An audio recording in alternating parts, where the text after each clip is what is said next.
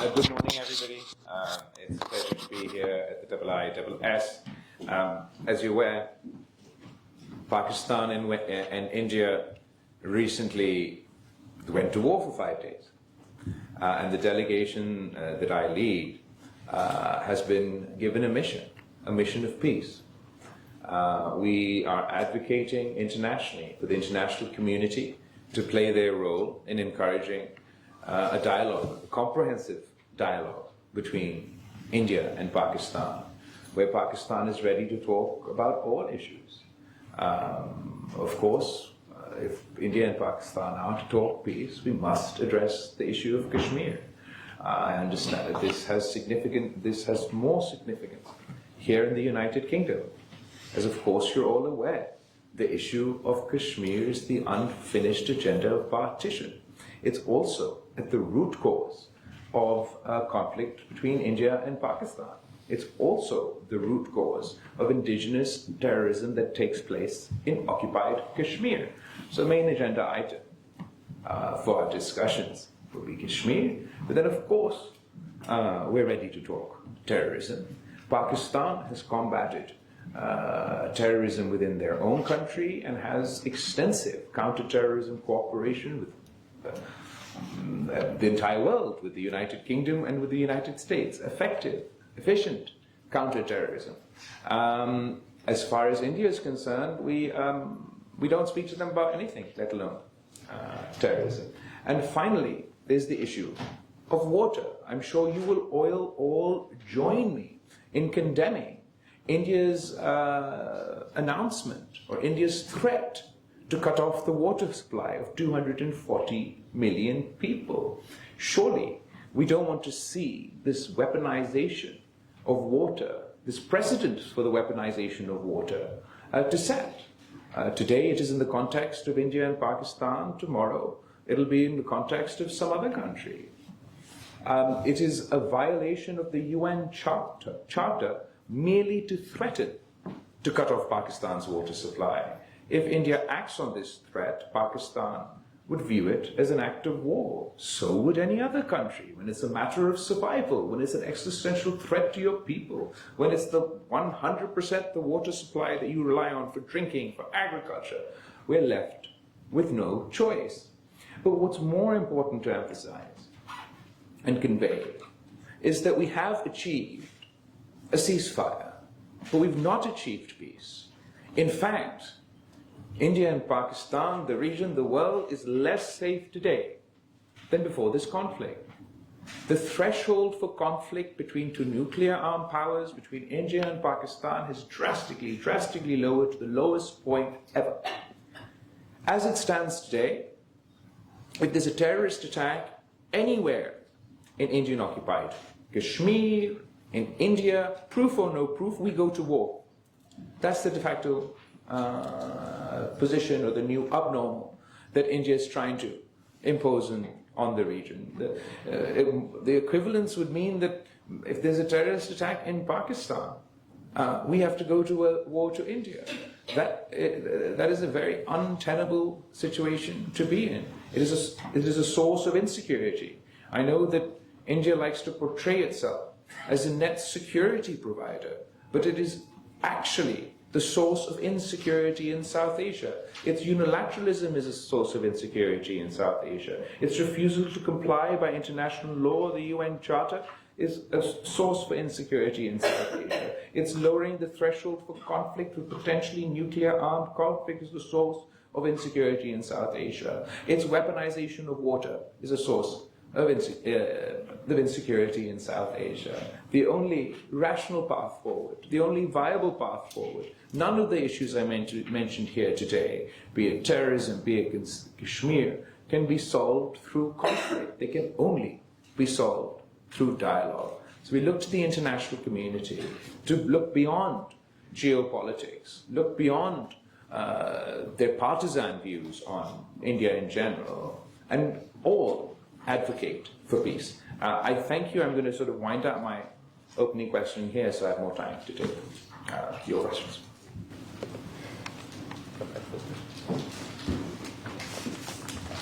Thank you very much. Um, the floor is open. I'd like to start myself by just posing a question, if I may, to you, Mr. Bhutto. And that is, I mean, the request, the plea, the proposition is for dialogue. But is there, as it were, a peace plan? Do you have a peace plan in mind, or is it all dependent upon, as it were, that initial contact, that opening of a dialogue? So more than a plea, this is a commitment made to Pakistan by the international community, or by those key stakeholders that were involved in helping us achieve this ceasefire. Pakistan maintains that we agreed to this ceasefire at a time of the conflict where we had the military upper hand. We only did so with the view that going forward there would be, at a neutral location, a dialogue on, to quote Secretary Rubio, on all friction points. As far as our peace, sort of a dialogue plan or peace plan is concerned, the three issues that I outlined in my opening statement, Kashmir, terrorism, and water, those are the significant issues that we feel that within the context of a comprehensive dialogue must be addressed in order for us to move towards peace. Thank you very much. The floor is open. Sir, can you introduce yourself, say who you are, and pose the question? Good afternoon to BILAWAL BHUTTO ZARDARI and the visiting Pakistani delegates. My name is Kabir Sabah. I'm an investment banker, but also a political activist, a former parliamentary candidate and special advisor to the Conservative Party, both in opposition and also in government. And I'm also of Kashmiri heritage. I've been born and raised here in the UK. I'm delighted by the reception that you received in Chatham House this morning, and of course in the US in the last couple of days. One of the things that I would like to bring to your attention is the importance of international trade. As you know, the American president cited the criticality of moving forward with a peace plan that is rooted in international trade, amongst many other things. Therefore, to what extent are you looking to engage?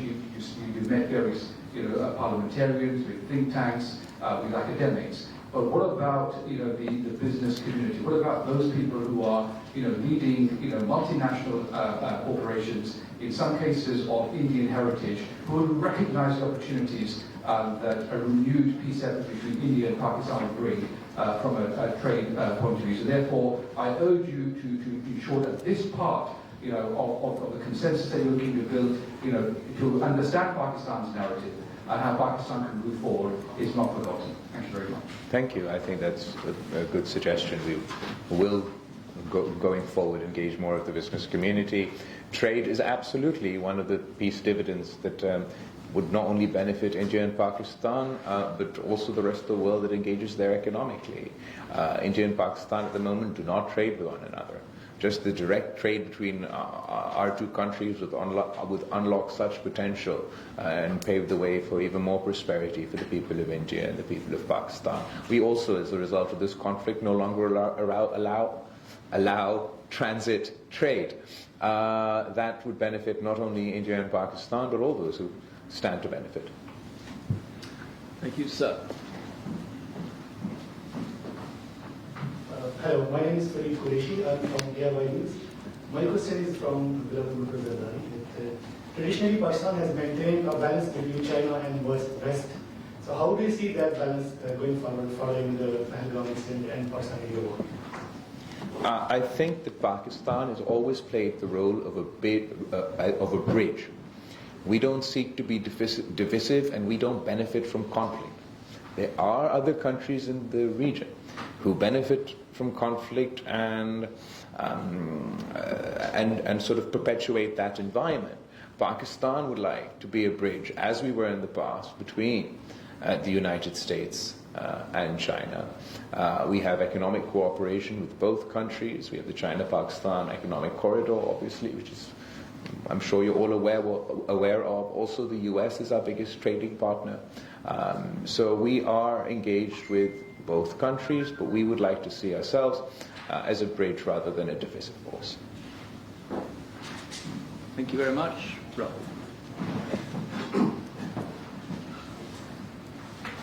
Thank you, sir, for your presentation. My name is Rahul Roy Chaudhary. I'm the head of the South and Central Asia program at the IISS.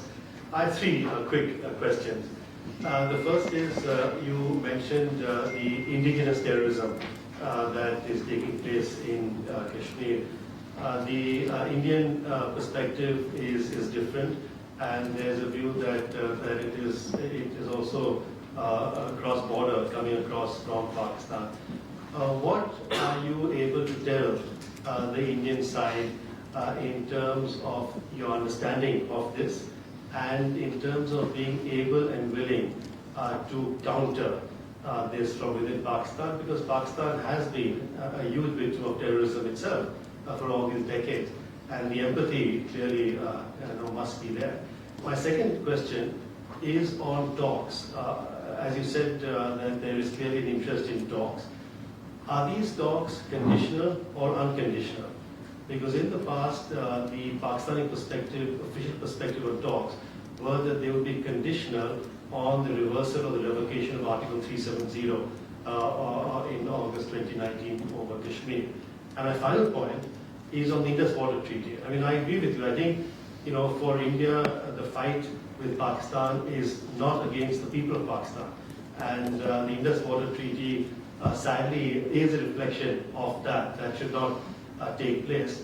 But having said that, is Pakistan able and willing, but I hope talks do take place on the IWT, to look at modifications within the IWT in terms of the changes in population, changes in democracy, but also climate change issues on the water flows from India to Pakistan? Thank you. As to terrorism, obviously there's multiple forms of terrorism. There's indigenous terrorism, there's cross-border terrorism. On cross-border terrorism, Pakistan has been very successful in countering cross-border terrorism. Since 2000 and, as far as the India, groups of concern to India, that's the best way to put it. Against those groups, Pakistan has taken extensive action. And this action has been endorsed by the FATF. When I was the foreign minister of Pakistan, Pakistan was on the FATF grey list. And by the end of our term, we've managed to shift from the FATF to the grey list to the FATF white list, which means the international community endorses the actions that Pakistan took against said groups. We filed 2,645 terrorism financing cases, arrested 2,727 individuals, 549 persons have been convicted. Over 2,000 individuals and more than 80 organizations have been proscribed under the Anti-Terrorism Act. LETE, LEM are dysfunctional, inactive, and have not claimed any act of terrorism within Pakistan or beyond. As far as indigenous terrorism, I believe that given, as I mentioned the issue of Kashmir in my opening remarks, India has to come to the understanding that not all terrorism is cross-border. And when people from within the country that you control or the borders in which you control conduct an act of terror, it is your own national security failure that in such a highly militarized zone, after having gone to war, you still to this day cannot tell the world who the terrorists were. I mean, in this digital satellite world where every picture is produced within 30 seconds, for 2 months now, they've not been able to share with their own people, let alone with Pakistan or the international community, the names of the terrorists involved in this attack. And I'm pretty sure I know why. That's because these individuals are most likely from Indian-occupied Kashmir. They've been living under a state of consistent suppression and oppression by the Indian government, which has increased drastically post-2019. When you're living in that environment, unfortunately, people resist, people react. Then they provide the cannon fodder for terrorist organizations to use for their nefarious designs. If the Indian government were able to share with us any proof that these individuals came from Pakistan, who they were, where they crossed, where they came from, of course we'd be happy to take action, but they just haven't done that. Because the truth of the matter is, whether it is this terrorist incident or the attack in 2019, both are orchestrated by indigenous terrorism within Kashmir. The second question was Indus Water Treaty? On talks, the conditional or unconditional. So you're absolutely right to note that Pakistan's past position used to be that until they reversed the changes that they made in 2019, Pakistan is not really willing to talk. We would still seek for India to reverse their unilateral, illegal steps. But before this conflict broke out, it was actually here in the United Kingdom at our High Commission that the Foreign Minister of Pakistan publicly in a press conference stated that they were keen to engage in dialogue with India. And also to refer to an early question, he was talking about trade, that Pakistan wanted to trade with India. So, and within the context of this conflict, or post this conflict, it's not conditional talks. I think they're important to have those talks as long as they're in the framework of a comprehensive dialogue which allows us to address all issues. We can't have talks that are just one-item agenda talks. It has to be within a framework. So the framework so you can put this, I suppose, as a condition, is that we want to talk comprehensively of all issues of concern to both parties, or all friction points, to quote Marco Rubio. And in this water treaty, we can talk water, but only within the confines of the Indus Water Treaty itself. And then absolutely, we're happy to engage with any concern that India has, but what India has done is illegal. It doesn't have any basis in the treaty itself. It doesn't have any basis in international law. They've unilaterally allowed, sort of unilaterally announced they're going to cut off our water. And as you say, the enemy shouldn't be the people of Pakistan. But as India has demonstrated over the course of the 5-day war and slightly before, post this terrorist attack, that Mr. Modi and Mr. Modi's enemy is all the people of Pakistan. In reaction to this terrorist attack, he suspended the Indus Water Treaty, which is cutting off the water supply of each and every single Pakistani. In reaction to this terrorist attack, they claim to have hit so-called terrorist infrastructure. Just as they can't tell you to this day which terrorists were involved in the terrorist attack in Indian-occupied Kashmir, they can't to this day tell you which terrorists they hit in Pakistan, if they were supposedly targeting our terrorist infrastructure. The truth is they didn't. They hit the innocent men, women and children of Pakistan. So India's government is painting all Muslims with the same brush. They demonize an entire community. But using the wolf whistle of terrorism, they demonize the Muslims in India, they demonize the Muslims in Indian-occupied Kashmir, and they demonize the Muslims in Pakistan. I think those are the three questions covered. I've got 2, 3, 4, 2 together at the second rank there, the gentleman with the camera. Thank you very much, Mr. Bhutto, for coming here. My question is this. Who are you? Sir? Who are you? Say your name and organization. I'm representing PTV News, Pakistan State Television. Mr. Bhutto, I have covered Mr. Mohtarma Benazir Bhutto Shahid here and Mr. Zardari as well. Good to see you here. My question is this.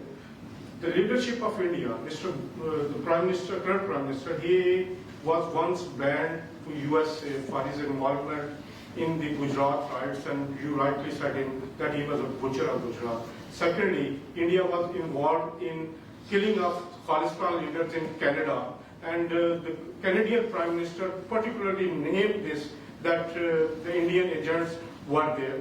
Third, recently a train was hijacked in Balochistan and innocent people were killed there.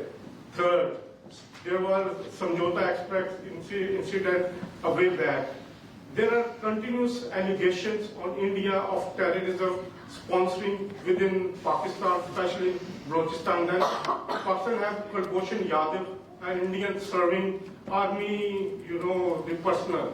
How can you talk to Mr. Modi in this situation when he used these incidents for his election campaign? My question. That's quite an expansive question that covers quite a lot of topics. As far as India's role in financing, facilitating terrorism within Pakistan and beyond. Pakistan has, I was going to say presented proof, but before that, there's a joint communique between Indian Prime Minister Manmohan Singh and Pakistani Prime Minister Yusuf Raza Gilani. In that communique, the Indian government is on record about their role facilitating these groups within Balochistan, supporting terrorism within Balochistan, and it was our understanding that we would move together to combating terrorist groups of each other's concern. Unfortunately, we haven't managed that, and what we've seen is an increase in terrorism within Pakistan, particularly post the fall of Kabul. Now there are more of these groups free, which are being heavily financed by the Indian apparatus, and they're conducting terrorist attacks within Pakistan. They're using weapons that were left behind by NATO in Afghanistan to carry out these terrorist attacks. Obviously, Kulbhushan Yadav, an Indian Army officer being caught within Balochistan, again, speaks to them being involved in this activity. We absolutely insist that India stops using terrorism as sort of a toolkit of their policy, of their foreign policy, whether it's the context within Pakistan or what their government has been doing in Canada, in Australia, in the United States, where they finance criminal gangs to target Sikh activists. They're then victimized, subject to extortion, and assassinated. That's not just a Pakistani claim. Obviously, this activity takes place in our country, but the Canadian government has exactly the same stance. So India is increasingly using the cover and the legitimacy provided by the world under this so-called net security provider label to conduct act like a rogue state. The lady next door. And then I'll come to Antoine, and then another. Good afternoon. I'm Dr. Sharma Junaid. I have a PhD in diplomatics, and I work as a political advisor on diplomatic affairs. So my question, I have two questions. One with the former Foreign Minister Bilawal Bhutto, and second with you. So my question with Bilawal Bhutto, that he just spoke in his very brief speech that we have a ceasefire but not a peace with India. So Pakistani delegation in the US visit and also in the UK visit, you are continuously talking about peace, but how to move forward to the lasting path of peace when India is not ready to talk. So what would be your next step regarding the matter of IWT, because we are having a very major crop season in Pakistan while India has suspended the treaty. So now my next question with you, Mr. Desmond Bowman, that I had Masters in Diplomacy at SOAS, and the Rahul Rai is also there. So what we learned that whenever there is a deadlock in diplomacy, the war begins. And that is exactly we have seen in the case of India and Pakistan. So why not to bring a forum like IISS should bring an informal kind of dialogue or debates to invite Bilawal Bhutto, Shashi Tharoor, because even there is bachelor diplomacy and informal dialogue, we can move forward towards something. There should be some dialogue, because that is the core of diplomacy. Thank you. Do you want to go first? Over to you, sir. Thank you. I think it's obvious that India has been saying no from day one. They said no to an investigation into an impartial international investigation into the terrorist attack that took place. They say no to mediation for President Trump, and they say no to dialogue with Pakistan. Well, you can't always have what you want.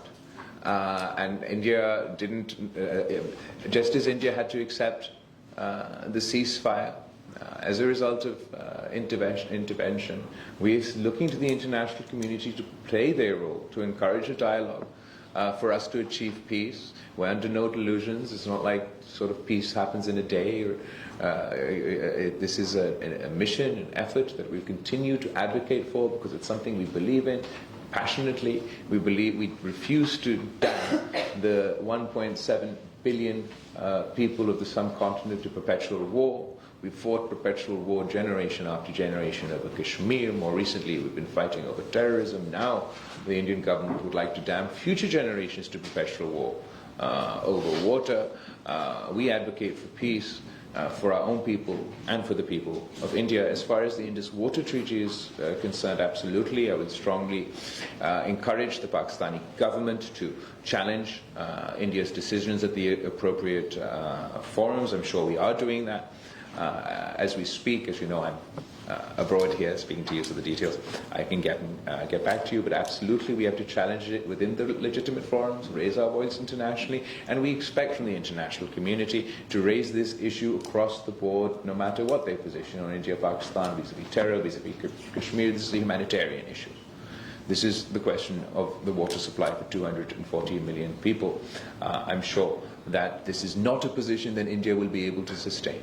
They don't have the moral high ground. This is the lowest of the low ground. I'd like to see the Indian government try to perpetuate this position that we're going to shut off Pakistan's water supply in perpetuity. They're going to be unable to do so. If they continue to do so, then they'll lose this facade, and it is just a facade, of a great superpower acting in a responsible way. The mask will come off of the Modi government and the way it's come off for the Muslims of India, and the way it's come off for the people of Pakistan eventually. If they're going to continue to insist on cutting off the water supply for 240 million people, then the international community will see I was going to say butcher trap, I suppose I'm not meant to. We'll see Mr. Modi for who he is.